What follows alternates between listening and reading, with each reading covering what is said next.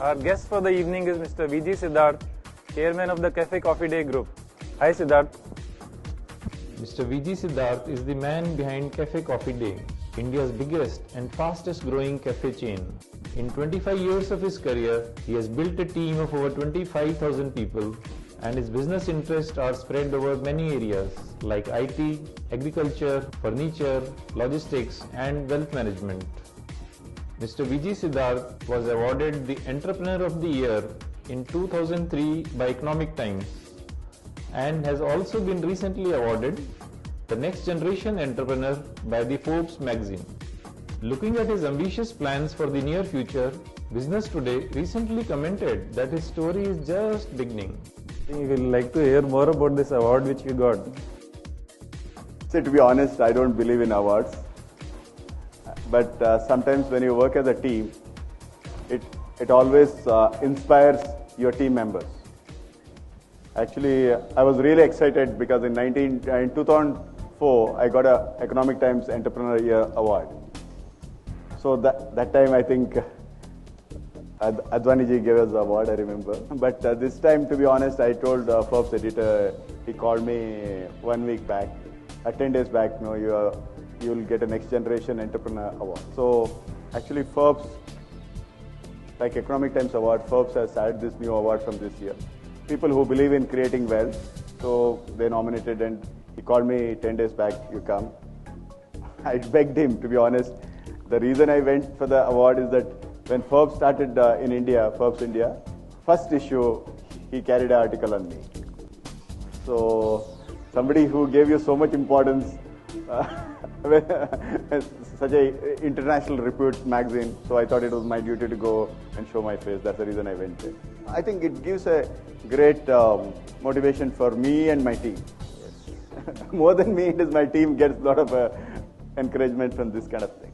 Let me share with you, I had been with Siddharth for a very long time. He is very shy, modest and very humble, so, that's how he may be, simply downplaying the fact that whatever he has got, what it is actually worth, So Siddharth, you had been very good with numbers all the time, ever since I have known you. And you'd always been talking about, big numbers. To warm up this program today, I am going to ask you a couple of questions. The answers are mostly numbers only. We like to hear some good numbers from you. So the first is, how many cups of coffee are sold by your companies every day? I think all put together, we say we touch 1.5 million people every day. So assuming each of them... It's not only coffee, it is even maybe tea, it may be cold coffee. But beverages we sell 1.5 million. But Kamal, before going to the next question, I can tell you. I was traveling with one of the Harvard professor. His name is David Buffy. He heads the Harvard Executive Business Initiative. He's a Jewish guy, good friend of mine. I was traveling with him last weekend. He met the Coca-Cola CEO 1 month back in US. And very interestingly, he said, Coke CEO thinks Coke is not well penetrated in US. I fell down from my chair. If Coca-Cola is such a big brand, and he told him that Coca-Cola has to have more outlet and more retail presence. Even in US. In US. And he was telling how he bought a bottling unit where he got around 80,000 new outlets to sell. Every human being like you and me, we need 2 liters of water or beverages, tea or coffee or juices every day. So 1.5 million and a 1.3 billion population, I think we have not done anything. It is a very small number. Yeah. We have got a bigger challenge to face. How many employees are there in all your group companies now? I know you are into several businesses and several companies. I don't know whether you have kept count of that. No, we don't say employees. Yeah. We are a family of people. Yes. Nobody works, we all work together. In Bangalore, 85 started the business with one guy. Today, with all the businesses what we control directly, we got 19,500 people. And indirectly in technology, we have got a substantial investment where we own more than 30% average of all technology companies. That should have around that 12,000. That we are around 32,000 people family. But which are the main businesses as of now? I mean, the top 5 if you were to count. I know IT, and you said furniture, logistics, and cafes, then financial services. No. See, to be honest, retail is one. agriculture is one, logistics is one, technology is one. The furniture is the new one we're just starting now. Coming back to numbers, I had put down another question. We came to know that you have taken this forest land in South America on long lease, huge chunk of forest land. What is the size of this forest land there? Okay, before coming to that, I can tell you, all of you should remember it took India to become a $1 trillion economy. It took 60 years. Now India, last 3 years, I think today should be $1.7 trillion economy. GDP of India is $1.7 trillion. But see, I always think that few of you who are on the other side of the table here, you're lucky because you are at least younger by me and Kamal by 20 years. See, what will happen next 30 years of India, according to me, is the best phase of India. US economy is today around $15 trillion economy, and US will become $37 trillion by 2040. Because I heard before coming here, a lot of you in this room only think about 6 months, my friends. That please forget that. Why I'm telling you this story is that you need to believe in yourself and you need to invest in a long-term association wherever you're working on or wherever you want to associate with. China is $7 trillion economy. Just to tell you, China in 1998 was $1 trillion economy, and China will be in next 30 years $70 trillion economy. US from 14 trillion will go to 37 trillion. China from 7 trillion will go to $70 trillion. But you know the best part of it? Our economy is $1.7 trillion. And we took 60 years to come to $1 trillion. And from this level, India in next 30 years will be $35 trillion. So the maximum growth will come in India. I think whatever businesses you talk or whatever the businesses I talk, we'll have a fantastic time in next 30 years to come. I think, I feel if you compare last 1,000 years of India, next 30 years will be the best of India. That's what I believe. Great hope for the young Indians. Yeah, 100%. See, if the economy from 1.7 trillion will become $34 trillion, that means there is a 20-fold growth in the economy. That is fantastic number. Indian economy in next 30 years will be 50 lakhs into 37 or 35. Think that I'm wrong, 30. It won't be below that.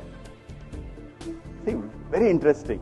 I asked Kamal, should I prepare anything? He said, no, don't prepare anything. You come, I'll ask you questions.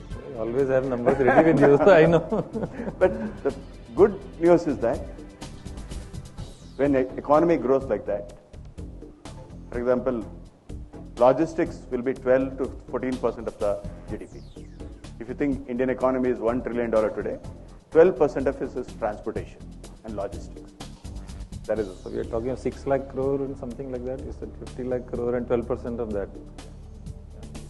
But imagine when it becomes $30 trillion. Yeah, still 12% of that. Forget about my story. Just to tell your story, real estate, residential and commercial will be minimum 10% of that. Minimum. That means on a $30 trillion, it will be at least $3 trillion will be your market. 50 lakhs into 3. So logistics and furniture business, as of now, what is the size of the Indian market? Logistics is around 10 to 12% today also. No, in value terms, how much will it be? 1.5 trillion Presently, okay. And 10 to 12% of that. Yeah. $150 billion. Say around it may be 7 lakhs crore. So I know you are planning big things in logistics, but what are your plans? Furniture, why I am bullish is that all of you are bullish on real estate. Actually, day before yesterday, I was with a few investor group in Hyderabad from US. And one of the banks was giving a presentation to them. They said, as of today, 2.5 to 3 crore housing demand is in the pipeline in Indian market. So they were giving some number, I was just hearing them. If so much construction is happening, but there are too many players also. There are a lot of smarter players, a lot of players with a lot of capital, or some people with a lot of land bank. But they need windows, doors, and furniture. There are not many people who are competing there. See, I would like to travel in a path where is less traveled, even though it will be difficult. See, it is easy to build a 100 apartment and beg somebody like you and tie up with you and sell it, get a bank finance. But if I do only windows and door frame, and if the quality is good, there is not much competition there. So that's the reason we entered furnishing. He was asking what is the acreage. Acreage, we have bought a US company which has got operational in Guyana. Guyana is next to Brazil. Venezuela, if you go to the world map, South American map, it is a Venezuela, Brazil is Guyana. Actually, you don't believe in Guyana, it is 47% Indians. And a lot of people are from UP and Bihar who migrated 150 years back. Okay. But they have not seen India after 150 years. So we got 18 lakhs acre lease for next 60 years. You got to meet such people also who went from here 150 years back to those families. No, 47% of Guyana population Indians. Is Indian. And population of that country is 7 lakhs. Okay. It is bigger than UK as a country and population is only 7 lakhs. What percentage of the country is into forest land as such, and how much you have taken there? As of today, we own 7% of that country. So that's a forest land on long lease from where you can take out as much wood as you want? No. It is a sustainable forestry. I can't cut more than 7 trees per hectare. But it's huge. I can remove around 2,000 truckload every month or 3,000 truckload every month. To convert into a brand, it is not easy for me. Even though we are building the India's largest furniture plant, it will take. So you are thinking that the entire supply of wood which will come from there will be taken up by your furniture factories? Eventually, at some stage, maybe? As of now, no. But you don't believe when we started our coffee retail business also, because Kamal knows that story because I used to come to Delhi to search real estate with him. We were growing a lot of coffee and we used to consume hardly 5% of our coffee in our stores. Today, whatever we grow in 11,000 acres is not enough. We sell more outlets also. We buy from outside. Yes. Because we trade around 30,000 tons. So I think initially, yes, we may not be in a position to convert it into a brand. But in the longer run, we 100% believe that we can convert everything what we get as a brand. So furniture, your target is probably once you come into production. Somebody was telling me the day you come into full production, that day itself you will be biggest furniture manufacturer in India. Is that the scene, or maybe it will take a year or two to reach that kind of level? See, I always have somebody as a role model in life. For me, in furnitures, I can tell you, there's a family, IKEA family. It's a very closely held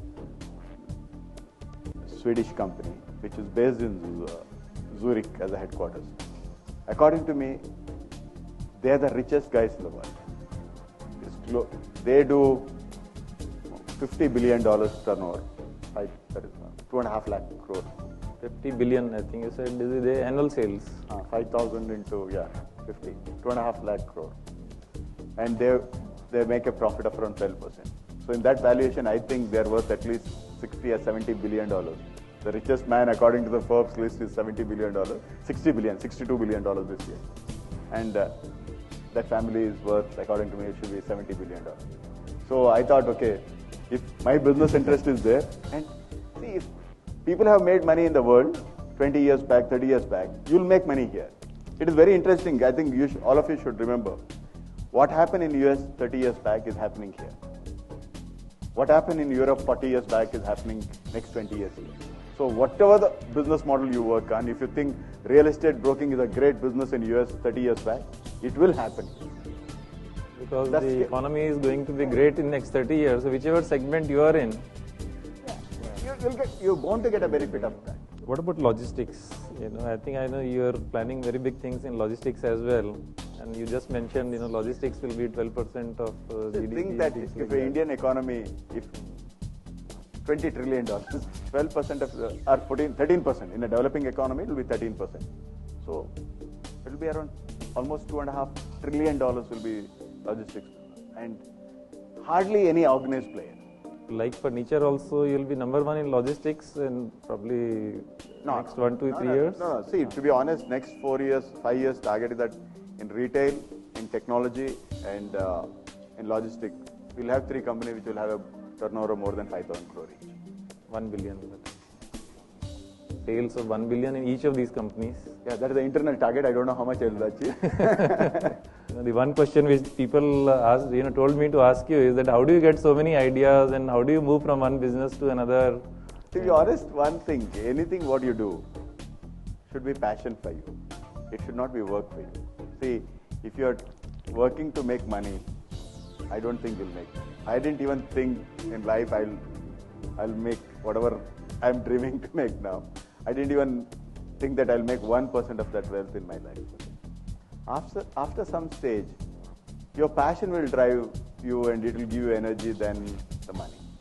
I think you should be very passionate, especially youngsters below the age group of 35 who are in this room. I can tell you, if you are not passionate, if you are working only for money, you can't make money. See, okay, I was telling Kamal in the lunch table, what is very important today is how, as much as possible, how you can be sincere to yourself. And you should, for you, especially in a real estate business or somebody like me, it is the reputation is more important than what money you make. I think you need to put capital to build reputation in the market or the association with whom you are working with. I met K.V. Kamath in '98. He was the ICICI chairman. Then he was telling me one day, he had 200 ATMs in ICICI Bangalore. And he told me, I'm going to put 1,200 ATMs. You should put 200, 300 stores. So then we did one transaction with him. That company didn't do great. After 5 years, I went back to him, sir, I think this company has not done well. I need to settle this account with you because I don't want to keep it open. Then he said, okay, you tell me the number. What do you want to do? I took a pen and paper in front of his desk. I wrote it, sir, this is it. Are you happy? He said, it is fine with me. So always, it is so important. According to me, the world is very, very small. All of us will have only 150 or 200 people we know where we'll meet again and again. You need to make sure that these people trust you and they support you. Just to tell you, because you are in all real estate, we got one business, there is SEZ business. Very reputed bank in the real estate. One of the best names. Came and gave money to us 6 months back. It was a 400 crore, 100 liability they took out from somebody. You know the rate of interest we got? 5.6%, 5.8% for next 7 years. Okay, dollar risk is ours. Foreign bank giving that. No, Indian bank. Indian bank. Okay. Chairman is so conservative. But when I borrowed 2 crore rupees for one building, our office building was long term back. So we were very honest in paying. So they called us and said, we have got one line of credit which you have not used it. It is expiring, but you have to draw this money on this. 5.8. So my friends, I can tell you, more than money, especially early stages of your life, be honest to yourself, be honest to your client. And build relationships. Build relation. You can build relation when you are honest only. Obviously. If you try to make 1% out of somebody and he comes to know about his life, he won't. Very short term then. See, the one question which I wanted to ask you personally was, like you said, the ideas come and, somehow you get the ideas also. I think even the much bigger thing is how do you put these ideas into practical working, See, all of us, maybe we face the same kind of challenges, the government issues, the local issues and whatnot. There are enough things to, they're always acting against you and to discourage you and things like that. I think the biggest thing which probably, according to me, what you have achieved is, whatever you have dreamt and your dreams were bigger, but you are also being able to, put them into practical reality, Kamal, not that we don't go wrong. We are only 70% right. We are not 100% right. But one thing I can tell you, you need to believe in yourself. If you are 70% right, you should be happy. And you need to delegate your work to others. You need to have good people, give them a responsibility and help them. And as a leader, all of us, we have to put in practice that we work harder than people who work with us. As a rule, even today, whenever I am in Bangalore, I will be in the office at 8:50. And whenever I am not traveling out, I will leave office only at 7:30 in the night. It is nothing else. I am free. Sometimes you come and at 1 o'clock I will be reading Forbes magazine in my cabin. Not that I will have so much work or anything, but you need to put honest effort.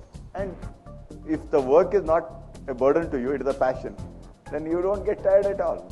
That is the secret to good practical implementation. I promote a lot of youngsters to the new assignment. So to be honest, somebody who's to work with me for 10 years, I called him one day. You'll get 2.5 times more salary than here. You'll go to South America. 3-year assignment. And you want to ask your wife, you ask her and come. And thrice a year you can come back to India. Air freight is paid, business class air freight is paid by the company. And you have to build a 200 people team in next 1.5 years. That's it. You don't believe. It's 9 months. He has done a wonderful job. He has already 100 people. He knows a lot of people, government officials. I said, don't go and meet people when you've got work. Please go and meet people when you don't have work. In a way, you're creating good opportunities for good young people. But see, it is a pleasure of doing things. Yes. Yeah. And actually, to be honest, we have gone and bought, in the logistic business, we have just gone and bought cooking coal. See, cooking coal is the one which goes to manufacture iron and steel. Okay, iron ore and coal, cooking coal, produce steel. In a place called West Virginia, we just bought we are building a washing plant there. Where? West Virginia in US. Okay. Yeah, it is amazing. But if you see the numbers, it is mind-boggling. But I'm 100% sure that those numbers won't come true. But even if it's 20% right, it will be great business for us. See, I think what you said, I was just going to mention that also. I saw your article in the Business Today. One line which they have written is, his story is just beginning. I found that to be the most interesting line in that. Having known you for last 25 years, every day whenever you used to talk to us and we used to feel that, okay, you're up to something big and, things like that.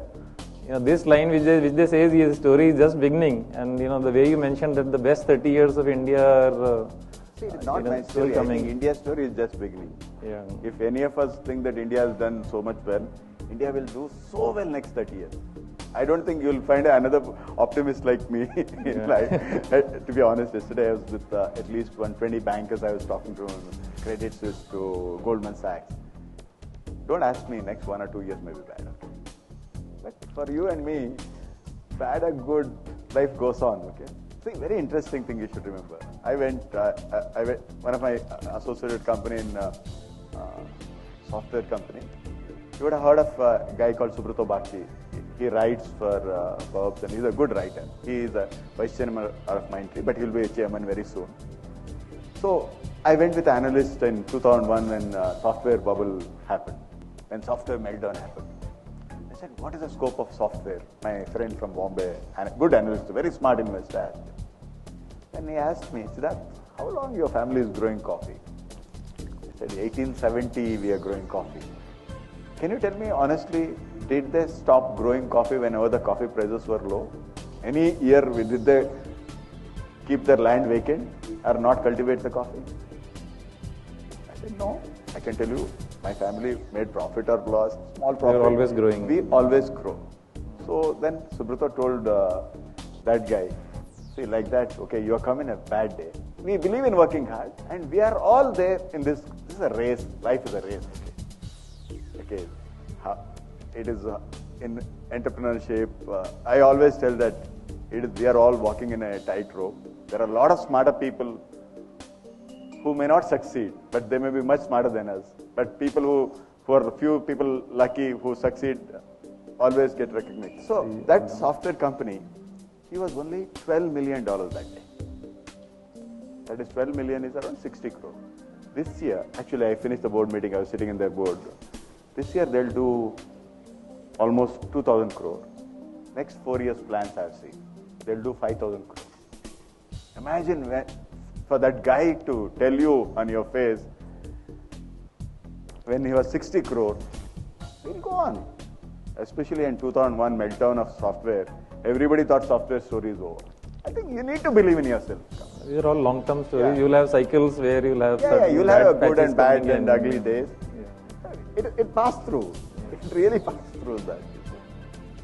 See, as entrepreneurs or as a business leaders, all of us should first believe in our idea and treat that idea to our colleagues.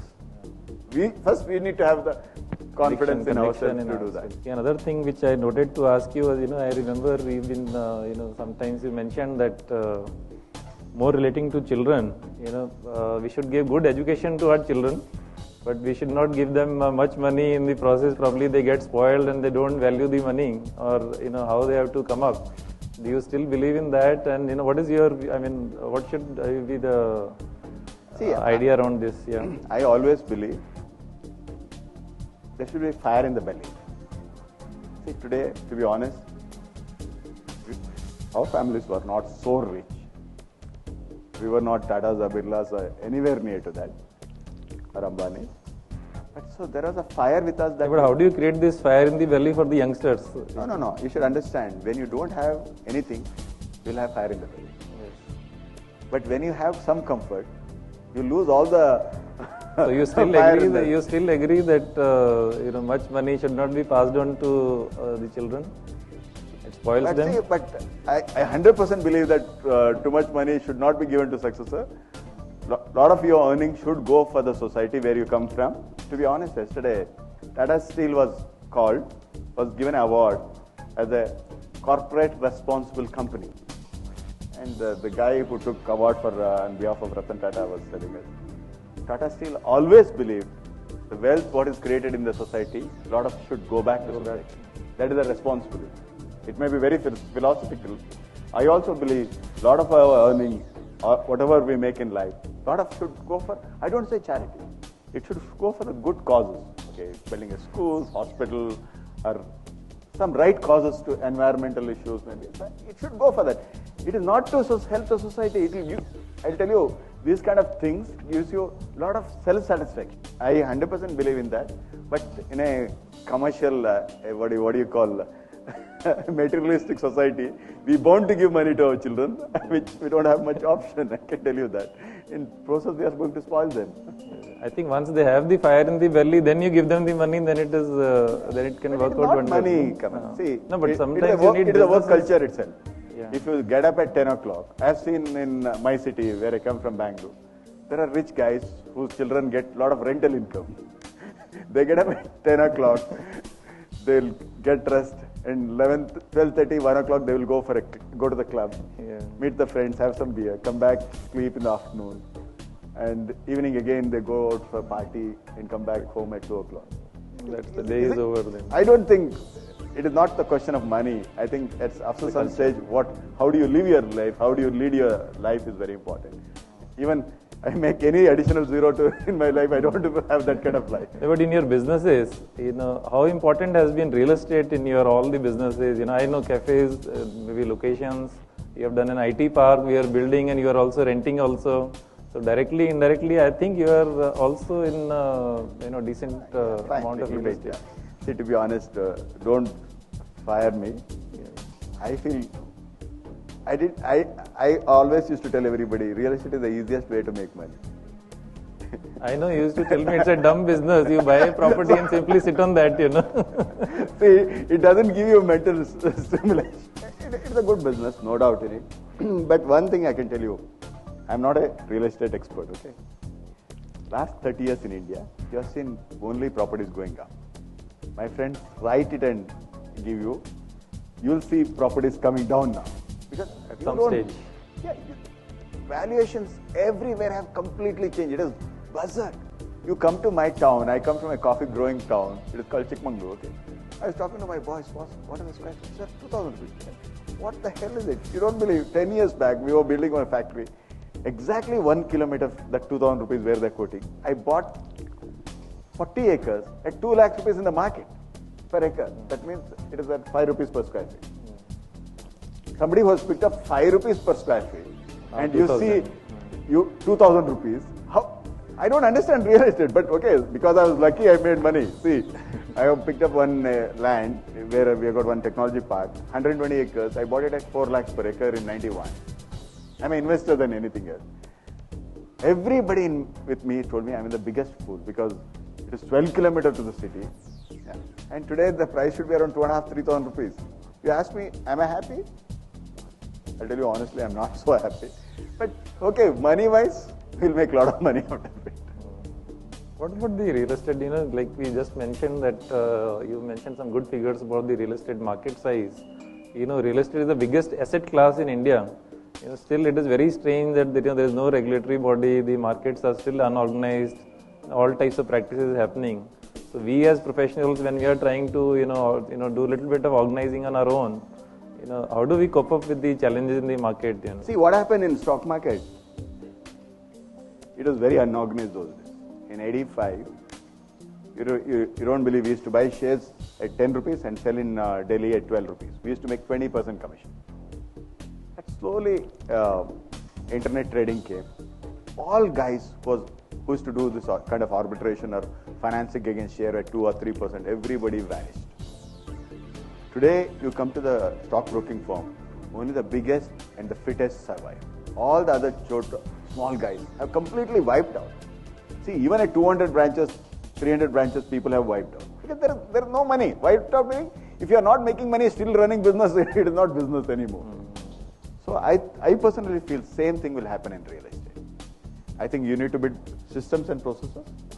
See, you need to... real estate as an investment, like you said, maybe in the long run, we don't know where the prices will go. But real estate services business as such should be great. Kamal, if it is Indian economy is $30 trillion, yours will be $3 trillion market. Real estate you cannot neglect. Next 30 years, 40 years, it will be the kind of services which will be required for this market. See, you can't just go, according to me, I don't know much about it, but I can tell you, you can't go and sell a product to your client only in a pricing. Okay. But I am sure that you need to have a legal system. See, I was just talking to one of the biggest real estate guy. I think 4 days, Monday night, afternoon, I had a lunch with him. Okay. He was telling me, one of the big builders in Bangalore, he bought a land from public sector. Okay. Public sector, in an auction, he bought the land. And he has built 1,200 apartments and delivered the apartment to everybody. Now, government has questioned that public sector has not taken permission to sell that land from the central government. Those kind of issues. See, as any of you as individuals, you can't do that due diligence. It's very difficult for a person. But see, as a firm, if you all work together, to sell any project, your compliance division has to clear that project. Right. See, imagine you would have sold in that kind of project 50 apartments. Your name would have been in That could be the end of it, Yeah, end of it. So I personally feel this is high time that organization like yours should come, and you need to have I think first should be compliance more than anything. So if you are a 100 people team, so even if there is no regulatory body, we should be doing due diligence on our own. Be selective. I think this 100% basic selectiveness and that will come. See, today instead of because somebody is giving you 10% commission, somebody is giving you 2% commission, don't go and sell the 10% commission. See, instead of that, as a 1% of a good product. Your team should do a study. Your compliance should clear. Okay, this project you all can sell it to your customer. And see, people who are in sales, they should not worry about any compliance issue. Compliance should be handled by a back office, and you should just once your back office and research report comes, this is all legally. Everything is clear. So internal due diligence should be done. That is a must. Going ahead, that is, see, in India, it is such a haphazard industry. Everybody is building, everybody is selling. But in future, you need to do a due diligence, a legal due diligence on even the builder. Because see, today, a lot of builders I've seen in South, they take money on one project and that's happening everywhere. I think the way. So, but it is literally your client's money is at risk. So you need to check the reputation of the builder also. No? So you make less commission. I agree with you, but don't go and sell every product what is available. Legal due diligence, client builder due diligence, you have to do. And see, once you start doing that, banks will come and give you money. They'll say, okay, you sell any product, for next 500. When clients start recognizing you for those kind of qualities. Even though market is not expecting that from you today, but I think you should start. I don't have much knowledge on real estate, but this is some common sense I am sharing with you. I am sure you have also dealt with a lot of real estate professionals in various transactions and all. How has been your experience while dealing with the individual agents and professionals? Generally, my feeling has been, like you rightly mentioned, we started in 2006. with the same idea that, probably in 84, 85, how the stock market used to be there and no educated person used to get into the markets. And probably slowly the time will come and we'll have good people coming in now. But even today, real estate services or a broking profession as such is not so well respected, and people always, eye you with a lot of doubt that, maybe you'll give them a bad, maybe that is the reputation the industry has earned. But see, look at Richard Ellis or somebody like that. See, you need to dream that I'll build a Richard Ellis of India. And tell you honestly, you should not think about 80 people, 100 people team. I think you guys should think, how can we be a 1,000 people team?